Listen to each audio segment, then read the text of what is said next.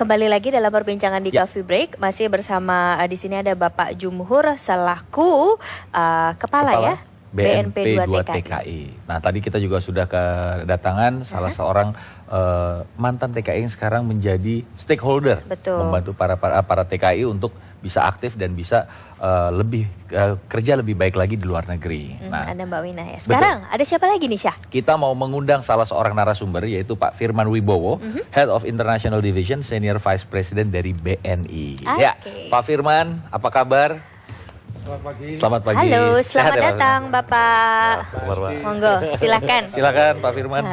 Sebelum nanti kita ngobrol-ngobrol sama Pak Firman, kita lanjut permisi dulu sewu gitu ya, ngobrol sama Pak Jumhur kembali. Pak Jumhur, seperti kita ketahui pada 2009 lalu kan terjadi krisis ekonomi global. Ini kira-kira dampaknya apa sih Pak bagi TKI? Ya, jadi pada sektor-sektor tertentu mereka tidak terpukul. Misalnya kalau sektor pekerja rumah tangga ya, itu nggak berhubungan. Jadi terus saja banyak penerimaan.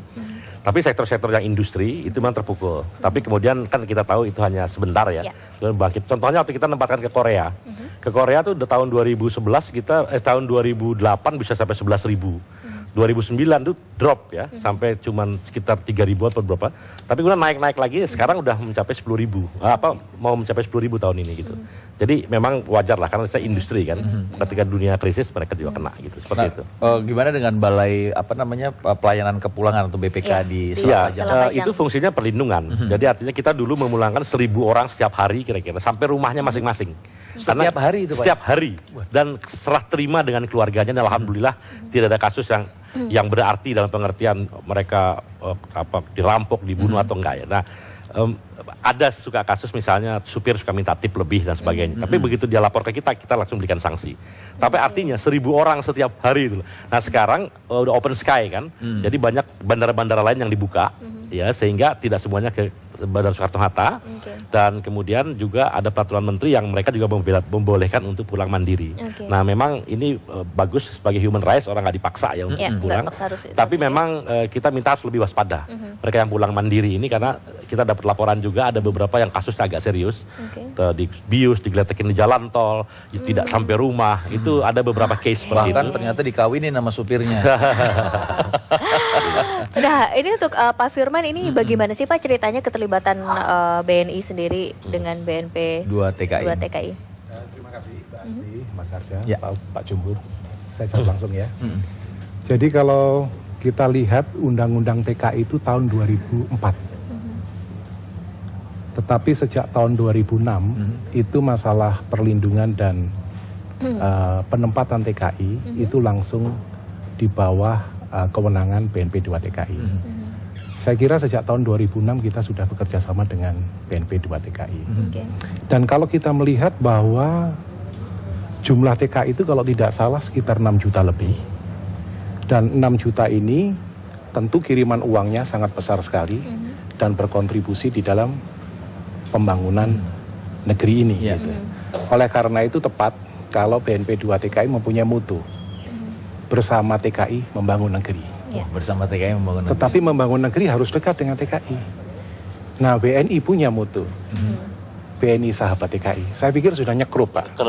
Antara BNP 2 TKI dengan BNI. Melekat begitu ya. Banyak membantu juga BNI untuk proses pengiriman uang, dan juga ada beberapa kegiatan TKI Purna ya, seperti Mbak Wina pelatihan tadi. Begitu ya. Ada edukasi keuangan dan sebagainya. Kita kerjasama juga, dan kemudian beberapa kegiatan pemberdayaan ekonomi, karena mereka yang datang kan berusaha ya, mau berusaha dan sebagainya. Itu jadi kita punya hubungan yang cukup baik lah, seperti itu. Kita ini sudah mendidik atau melatih para TKI, itu jumlahnya sekitar 3.000 dan lebih dari 30 kota. Tentu kita di dalam melakukan edukasi perbankan, keuangan, pengelolaan keuangan untuk keluarga, tentu harus bekerja sama dengan BNP 2 TKI. Nah ini tanggapan dari mereka setelah diberikan pelatihan di BNI sendiri gimana? Jadi begini, pelatihan dari TKI itu bisa dilakukan sebelum mereka berangkat. Itu yang disebut dengan pembekalan. Yang kedua, saat mereka ada di luar negeri, itu namanya pemberdayaan. Biasanya mereka bekerja 3 tahun, 4 tahun, 5 tahun gitu, dan mereka kembali ke Indonesia. Kembali Indonesia pun ada pelatihannya lagi. Nah, pada saat kembali ke Indonesia ada namanya program pendampingan. Waduh, hebat banget. Kalau nggak didampingi saya takut kesasar ya.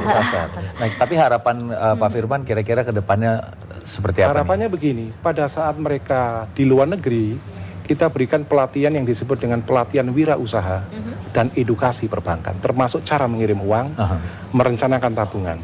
Tadi pada saat mereka pulang ada program pendampingan. Dan di Indonesia, pada saat mereka sudah mulai membangun usaha wirausaha, harapannya menjadi mitra BNI. Oleh karena itu ada program kemitraan. Nah, ada program kemitraan.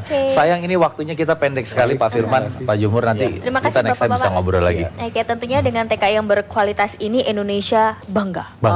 Yang pasti adalah jadilah TKI yang aman. Nah, semua informasi, semua pelatihan harus diikuti supaya menjadi TKI yang teladan juga. Oke, betul sekali. Oke, terima kasih Bapak-Bapak sekali lagi. Pemirsa, jangan kemana-mana karena kami masih akan menghadirkan berbagai macam informasi lainnya untuk Anda hanya di Coffee Break.